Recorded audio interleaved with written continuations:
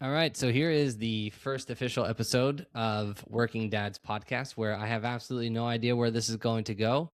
Could be the first episode, could be the last episode, but I would be foolish to not have my best friend and brother on planet Earth to be the first guest, because he was my first guest on my other podcast, and I feel like it would only make sense and be more fitting. We're a little bit older, a little bit more uglier, but we're still doing it, right? Well, I'm definitely the a little uglier. You're not aging, so Nah, that's not true, must be man. something That's in the not true. water. My back's hurting in places. I'm on a diet now, a FODMAP diet in order to get my gut right. It's I might be, this may not be as fast, but this inside, I definitely feel my age for sure. You and me both.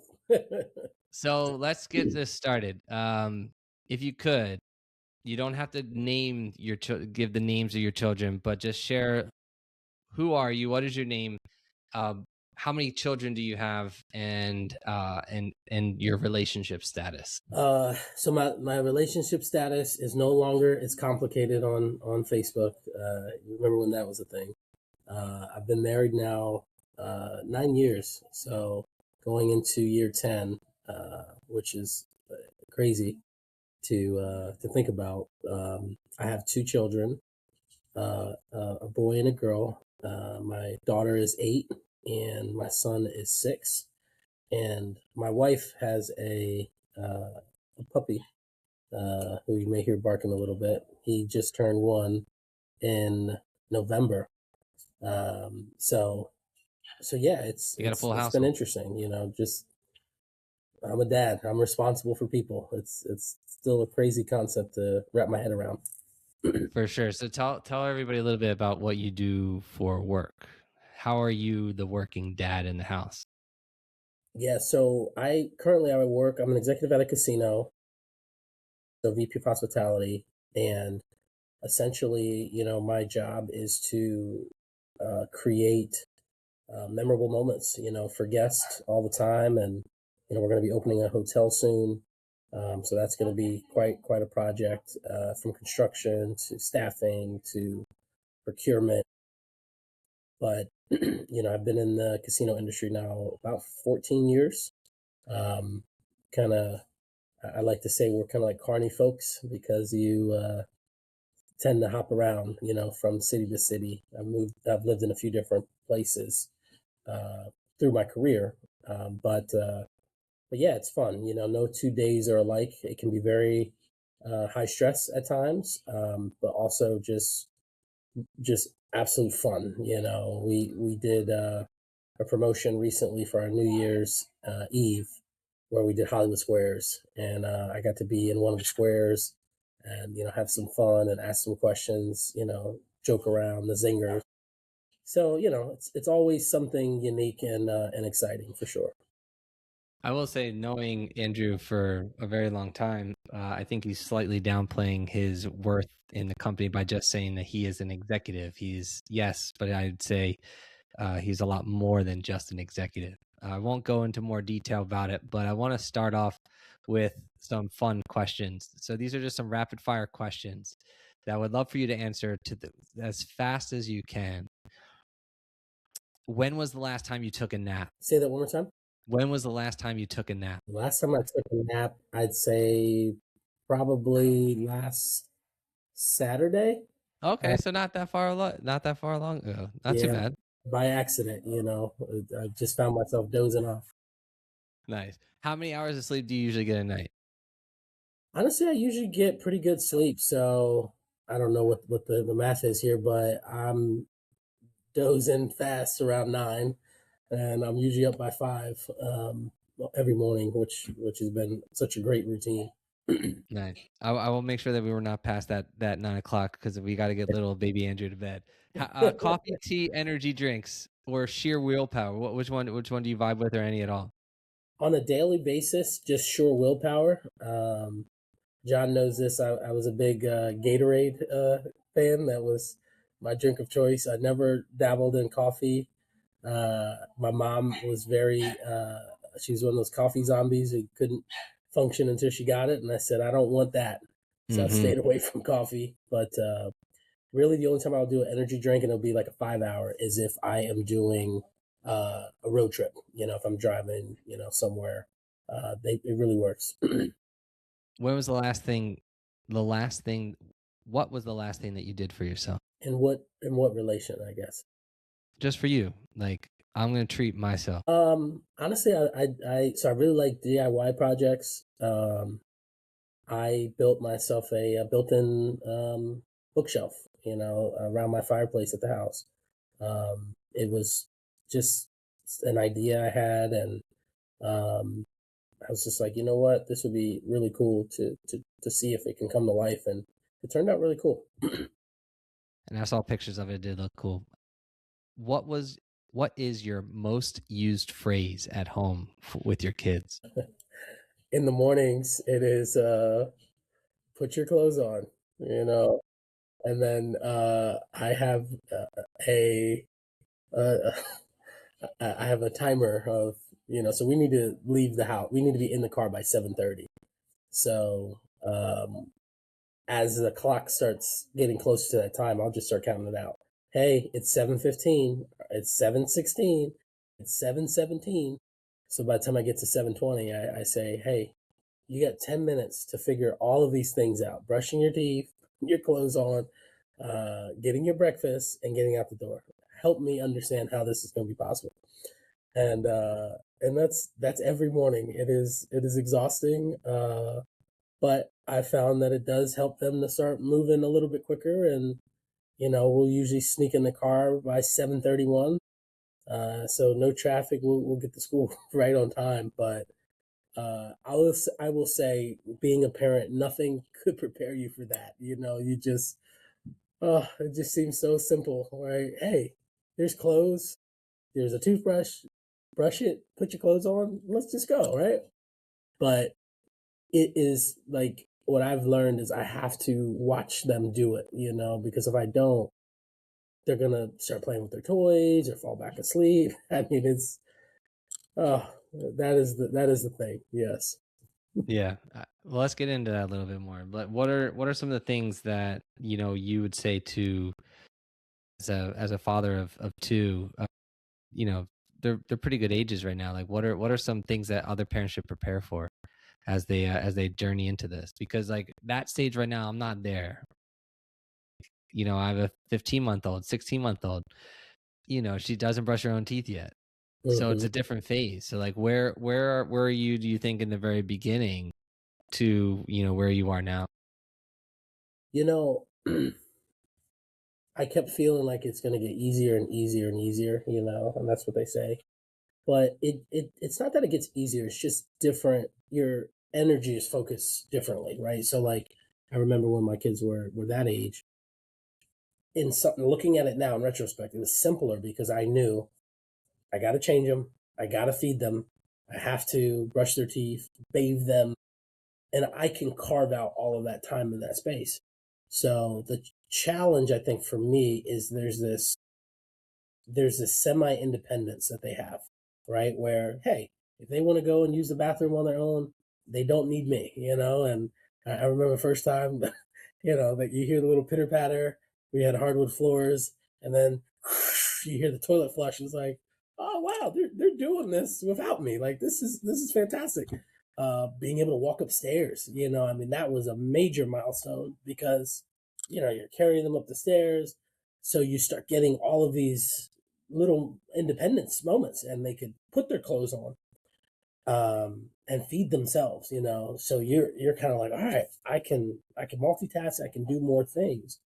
But I say it's a false sense of independence because even though they have the ability to do it, and I've watched them do it, they still need direction, they still need oversight and supervision in doing it. And that's where I think, for me, sometimes it's challenging because you never know what it's going to be like from one day to the next, right? So even though I know you know how to do this and we've done it, but I still experience, if I'm not watching you do it, or if I'm not giving you instructions, you know, you're going to just do what you want to do, becomes your show. Oh, let me play with my trucks and my toys or go back to sleep. So that is harder, I think, because it's a little bit more unpredictable than where you're probably at, where, like I said, you have to do all of those things, and you can carve out 15 minutes, 20 minutes before you get to start your day, um, and go. But the other thing I will say, without getting too long winded here, is that you know I I am guilty being an executive and working and having a schedule and all these things. I do feel that there are moments that I'm not really embracing and enjoying, because I'm so focused on what is the thing that we have to do. What is the task at hand? And my wife always says, hey, you're being boss dad, which means you're you're approaching your children as if they're employees, and hey, you were supposed to complete this thing. What are the consequences, right? And I don't know, it's a balance, right, of trying to understand at their ages some of the stuff is age appropriate, being able to have the empathy and let them be kids, but knowing in letting them be kids, their teacher's gonna email us and say, hey, they've been late to school 3 times this week. What are you doing, parent? And then that then sets me back for whatever meeting or things I have to do.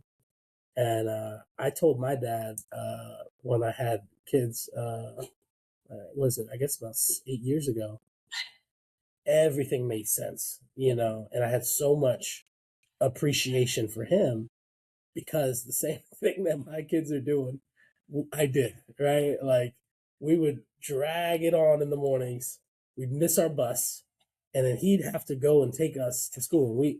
From our house to school was like a 20-minute difference, So I never knew if he had a meeting that he had to lead and present, at 9 a.m. And now he's stuck in traffic because I wouldn't get out the shower. I didn't put my clothes on, and they don't think about it at this age. They're just like, oh, it's dad. We're going to be good.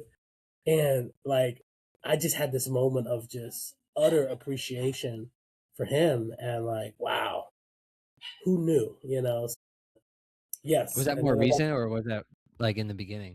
and definitely in the beginning, but I still even more so now because I take them to school every morning. That is what I do, which is great, right? And when we can get out of the house on time, because it does allow me just kind of some alone time with just them. Hey, how's school? What are your new friends? What are you learning? Is there anything that scares you? Like, and we can kind of have that dialogue. Lately they've been having me, they've been backseat DJs, hey, put this song on, put that song on. And it's funny because the song that's currently on won't even be finished. It's like, all right, next. And Hmm. so at some points I just say, hey, enough. We're just going to finish the song that we have and then we can move on. But it's all of these things that, like I said, I tried my best to be in the moment when I can. But it's something that I definitely have to be a little bit more intentional about, because without making an intentional effort to do it, that time is going to go by, so quickly. Yeah, for sure. It goes by very quick. Consistency is a word that I've heard a lot, and I kind of see some themes. Like, has it been difficult to remain consistent with, the disciplinary actions of, this is the time that you have to go through, and then do you translate that into your work life? Discipline and well, Well, consistency, just like, like 7:30, 7:20, 7:21, 7:22, like that's very consistent. And if you break it, then they can do you find them, if you forget like a minute, or if you forget the countdown, do you find that if you don't do it, then they're done, right? Like no, they're not getting out the door. yes, you And then do know, you also find that relatively true to be the same if you were to in work? Is there some things that you need to do on a consistent basis to maintain success at your job? I don't think so. One of the luxuries, I guess, with my job is it's very fluid. I mean, there's a general framework of things that I need to do, have to do. But a lot of it is flexible. Like, I am fortunate to work in a pretty, I feel like, healthy environment, where, there's fluidity. And I usually set the meetings, that I'm a part of based off of my schedule and what I need to do. Obviously, there's some with my boss that I have to be in and do, but even that, if hey, this came up, can we reschedule to this time? Um, there's no problem, right? But so it's not as regimented as their routine, because I also don't have I have to be in by 9 o'clock, or bad things are going to happen. Really, at the level I'm at now, it's more about the quality of work that I put out, right? So sometimes that may be a 12-hour day, right? Some days it may be 6 or 7, right? And when you look at the holistic picture of it, it all balances out, because the business that we're in, it's about being creative and coming up with new ideas and strategies and things like that. So it's fun, it's fluid, but with the kids, and not to get psychological, or what's the word I want to use, the structure in America for schooling was always designed to have kids go into factory work, right? When you look at, and I've seen this video of the last 100 years, the evolution of everything has changed dramatically. The telephone, the vehicle, the cars, TV. We've got internet now. But when you look at the school from 100 years ago, it looks almost identical to the schools that we see today. You've got a chalkboard or a whiteboard now, right? You've got the classrooms that are set in their rows, and you're here, the bell rings, you move to the next period, next class. We all eat lunch at the same time. So I said that to say is that, like, that is the structure that was created in this country for schooling, so that people can work in the factories and they can kind of get that same pace. Um, so I don't really, and I'm not saying this is all schools, but the majority of schools are that way. And in real life, I don't really agree with that, because in my work and a lot of other working places, what I've seen is it's more about the collaboration and being able to be a part of a team and think creatively on your own and what you can do. It is not always as structured as, if you were here at this, you missed 1 minute, you're late, and this. Those environments still exist, don't get me wrong, but overwhelmingly, I tend to desire the more collaborative, free spirited spaces, if that makes sense. No, it makes complete sense. I mean, that's interesting that you say that, because I feel like it's a good segue into another topic that I wanted to talk about. I'm kind of bouncing. This is the first episode, so it doesn't matter. We could bounce wherever any way we want to, because there's no structure or rules. It's fluid, as you say. I think partners are really important, both in business and life, and also in job. And I want to kind of understand, you know, obviously I know the relationship, but to the people who who are watching this, and it could be two people, it could be your wife and my wife. Uh, Hey. at this point, that's probably all that will watch it. But like, how important is it to have a good partner in at home? It is everything. One of the quotes so two things I'll say is, one quote that I found prior to getting married, and it still proves true, is it says 90% of your happiness is contingent upon who you marry or who you choose to partner with. And, as I've continued to live, I've seen people who chose to partner with people, and they have made their lives a living hell, and I mean, it is so vitally important to choose correctly the first time, and sometimes you may get it right on the second chance, but it won't be without that pain. Um, and because that piece is so important, they can literally make or break all of it, and I've said it time and time again, like, I've been able to have some level of success professionally because of the partner that I have, because, with those longer days, she has the kids, she's making dinner, she's, making sure the home is good, and I don't have to worry about, oh, I was late coming home for dinner. I'm gonna hear it, like she understands, like the ebbs and flows. And so there may be longer days on this day, and then hey, let's go on date night, today. So that piece for me has been just absolutely incredible. She's a fantastic mom. Thinks about all the things, that I can't think about that. That's hard, right? Like socks, like the socks of children are like so small, and then they get lost in the washer, and you're like, where's the matches? How do I, it's just those things for me are like, I could solve the most complex problems at work, but trying to organize their sock drawer and like, this little, it stresses me out, And so, but also just the schedule of all of it. Hey, they've got a dentist appointment coming up, make sure you could take them or this and that. It's like, I don't know when I was last at the dentist, right? And it's that balance. And so I think from my side as a father, um, my measure of success will be, are they kind people on the earth? Do they treat, are they kind people on the earth? They treat people with respect, and have they made something of themselves? If they do those things, I will be okay. I will be like, okay, you did well. So where the mother is nurturing and, hey, I got a boo boo. Here's a band-aid, even though there's no blood coming out of your body, this is gonna make you feel better. Here you go. Where I'm like, we probably didn't need that band-aid. Let's just get a paper towel, wipe it off. But yes, having the right partner it's everything. I was gonna go one way, but I'm gonna go back to the original um, lane that I was trying to go down, which is, obviously agree partner.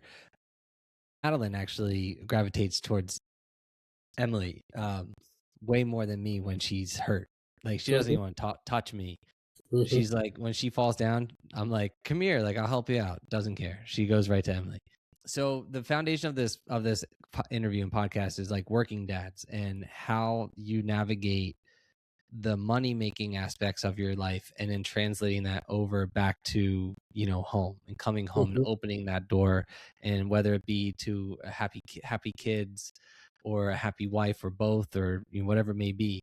Has it been difficult to be a working dad and also a dad at home? I think what is what is really interesting for me is that at home I'm just dad, I'm dad, right? And there's nothing else. At work, I am, hey, that's Andrew.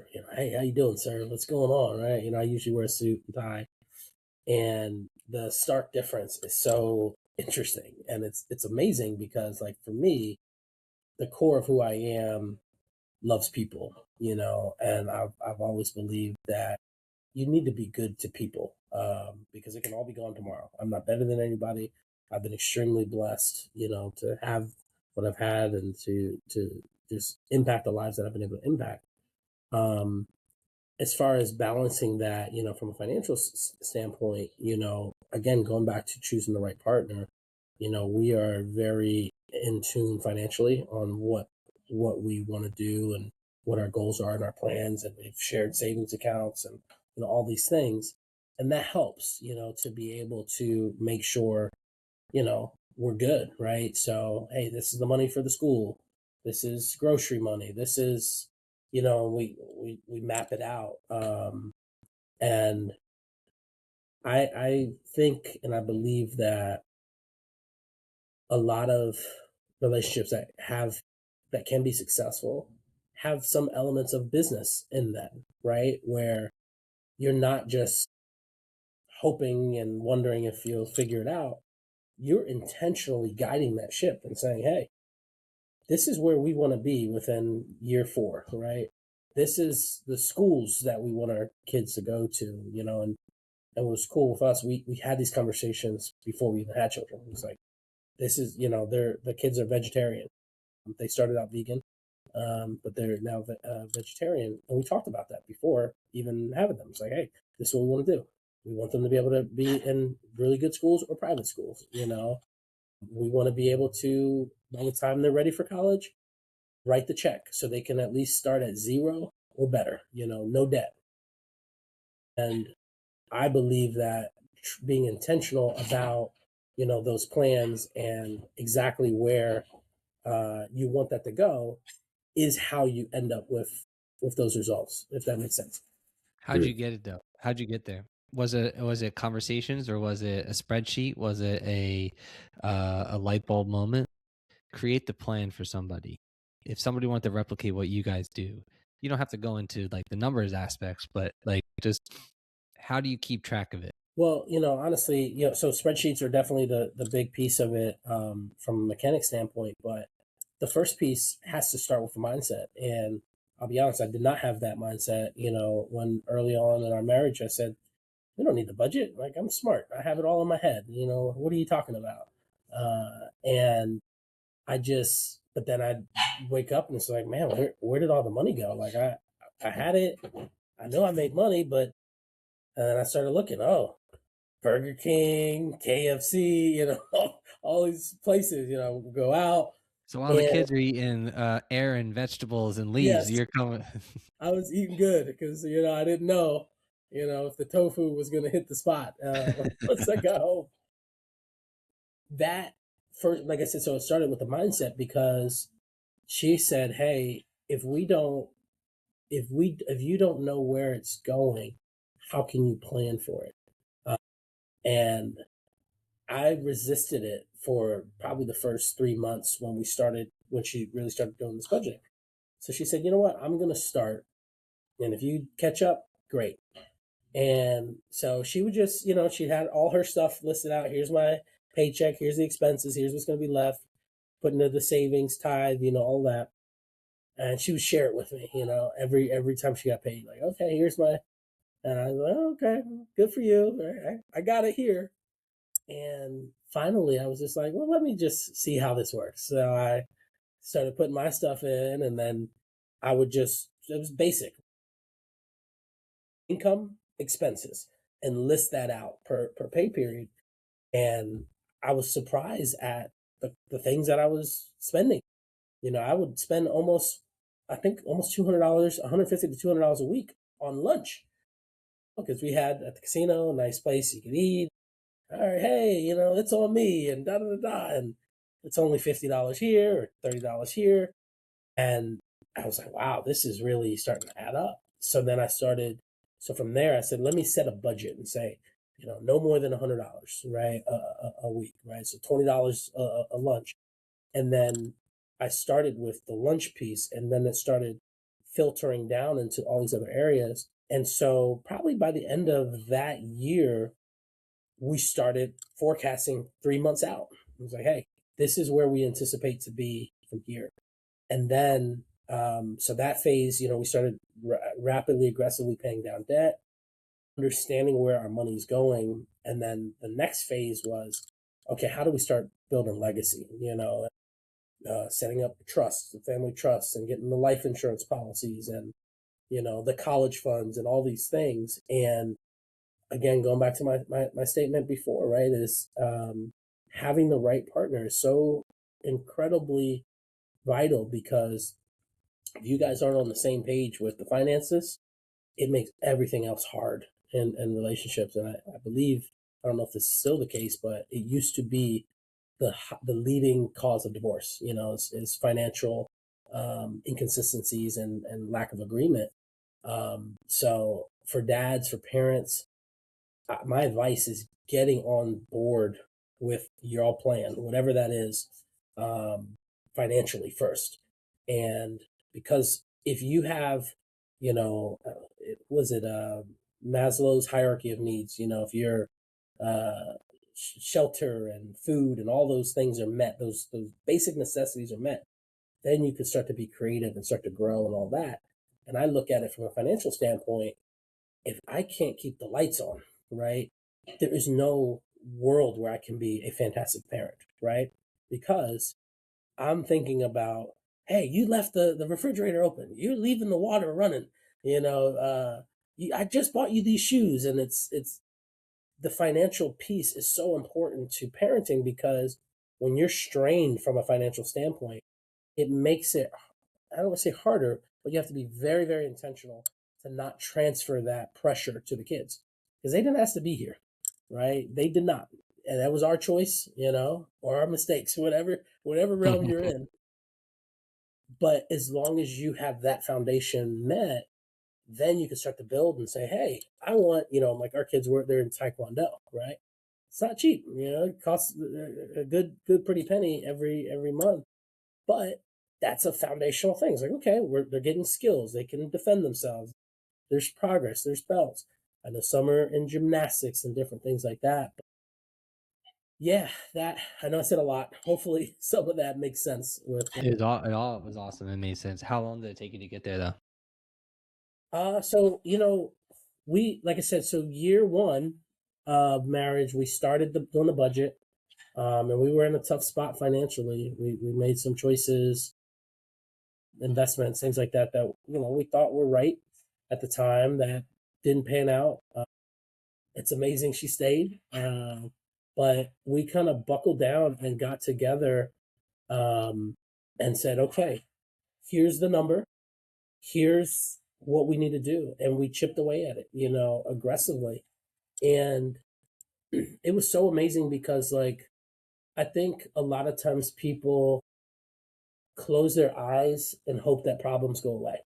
And what I learned over these last 9 years, not just from the financial side, is like you have to talk about it. You have to be sometimes you have to be willing to go and go under the surface to dig up the thing before it can be repaired, before it can even be understood. And so where we are, I mean, it's a constant journey, but we started from a financial budgeting. We started at year one, and it has just gotten progressively better year over year. Um, I'm a faith person, and I believe wholeheartedly in the principles of tithing.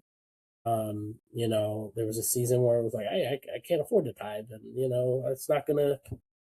How is the church gonna get more money from me, right? But what I've learned and what I've experienced through doing that was it was more about it's not about giving the church the money, right? And yes, it can help the local church and all that, but God doesn't need money. He created the earth. It was more about saying, I am trusting you with what I have, and that this will not be the last that I'll ever have this. So because I'm giving this to you, I'm trusting that you can do the increase.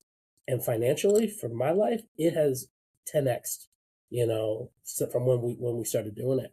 And I can't explain it, and those of you who are not spiritual people, but when you look at some of the wealthiest people, the wealthiest companies, they all follow the same principle, right? Look how many billionaires have pledged all of their money to go away, right? Hey, when I die, all of it goes to philanthropy and charity and things. It's the exact same concept. Sure, it's not going to Joe's local church up the street, but what it's saying is that what I have been given, I believe that I should be able to give back to others. And if you can learn to do that within your life, it changes everything for you because when you're willing to give and let go, I used to give this analogy. It's like, well, as long as you're holding on to something, there's no more room to get anything else. As soon as you open up and let go, look at that. I've got space to receive more. And that that piece, knowing where, just talking financial, knowing where your money's going, right? Telling your money where to go, right? And then being open and willing to give, is a game changer. And the last thing I'll say on that piece is, so like I said, it's been a journey, but the last 2 years has been exponentially better. And the reason I say this is a financial tip. There's a book I read.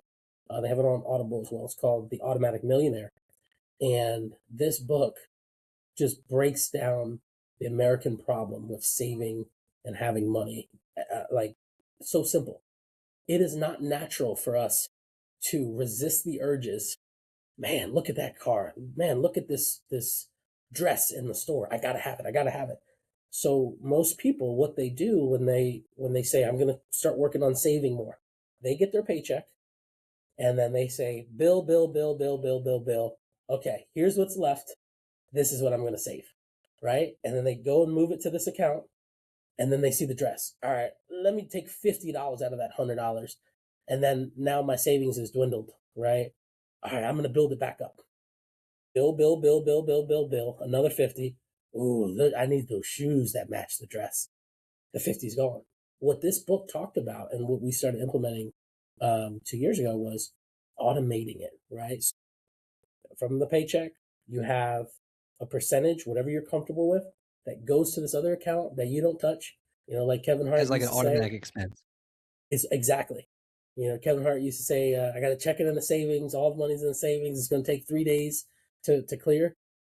I believe, and I could be wrong, he probably had a ING direct account because that was back years ago where literally it would take 3 days for that money to come out. So it stopped a lot of that impulse. But the automatic millionaire talked about telling every dollar where it's going to go. If this is for college fund, automate it. If this is for savings, automate it. If this is for tithe, automate it. And so the bulk of your life is already done. And then whatever you have left, then that's the coffee or the impulse and things like that. That was probably the biggest game changer to take it the next level because you look up, it's like, I have what in my savings account? My 401k is where? Um, Whereas previously it was a lot harder to do that. Do you think you have to make a lot of money in order to do that? Or do you think that people with a modest salary can start now? I think people with a modest salary can start now. Now, I will say that I think cost and things have changed, right? Inflation is going through the roof and things like that. What I loved about one of the examples that they use in the book was a couple who made no more than I think $52,000 their whole life, right, a year. They were able to retire in their 50s, early 50s, with 1.4 million in assets because they did not live above their means. They automated every part of their life. They bought an asset, then they bought another asset, which was another house, and then it grew and they paid it down. And so I used to fall into the trap of, man, I don't have enough money to do this or save or tithe or give, but it's all about percentages. If you start with, 1% automating it, you're not going to, most people aren't really going to feel that difference. Maybe you get a raise next year, increase that to 1.5%. Right. And so as your lifestyle and your income increases, those percentages increase. So, you're talking $100 or $50 or whatever it may be, but you have to start. And I think so many people are waiting to get to this number before they start. Hey, once I make six figures, I'll start saving. You're not going to make six figures because your mindset is not there, right? You have to be able to see what you have right now and then start growing it. In my opinion. I love it, man. First episode's done. I mean, we could talk like literally we could talk for another 2 more hours about this. Absolutely. This But is, then it right up my alley. but then it gets boring to the user because nobody wants to hear two dudes talk about money. Although maybe they do. Who knows? Maybe we'll find out this is the best episode on planet Earth because of the knowledge that you just dropped. I wanted to say thank you as always, and I love you.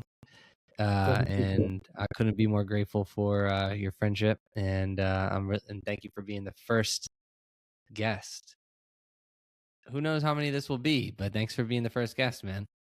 Absolutely. And, hopefully you'll have me back, for your 100th episode or, whatever it's going to be. And I'll just leave you guys with this, my biggest advice to new dads or dads out there is don't be so hard on yourself because the kids absolutely love you. They are not, they don't see your failures. They see, are you there? Will you play with me? Will you tell me you're proud of me? That's what's really important at the end of the day. And the pressures of life and jobs and work can distract from that. But the kids love you, like they do. They don't need much except you to be there and show up and give them some time. hopefully that can help somebody out there not overthink it. And good luck. Amen, man. Beautifully said. I'm learning that too. Earlier today, Emily and I got a little teary eyed because uh, Madeline loves this one song and she loves dancing. She can't. I mean, she's terrible at dancing, just like her mom. Um, but we put on a song and she just started like, she like kind of goes like this. She like goes side to side, and the whole song she just danced by herself. She didn't say a word. She just That's awesome. danced, and we just both looked at each other. We're like, damn, this is cool, you Yeah, know, because it was just in the moment, and like she was vibing, and we were around her, and she was happy, and she ate it out. We were just bowls of mush, man. It was awesome. So I agree with you very strongly. listening. If he's giving advice, take notes because not only is he a great dad, he's a fantastic husband as well. And just it's created a beautiful family. So literally the Thanks, man. American dream, Appreciate So it. keep it up. Likewise. Likewise. I'm proud of ourselves, proud of our awesome wives. Shout out to Chris and Emily.